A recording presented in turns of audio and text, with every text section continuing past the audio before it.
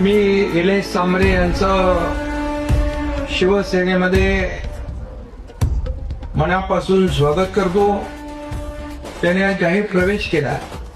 खरं म्हणजे निलेश सांबरे हे जिजाऊ संघटनेचे संस्थापक अध्यक्ष.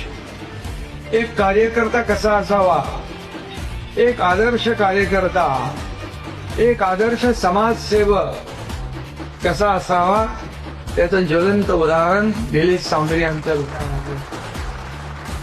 निलेश सांबरे यांचं पुन्हा एका अभिनंदन करतो.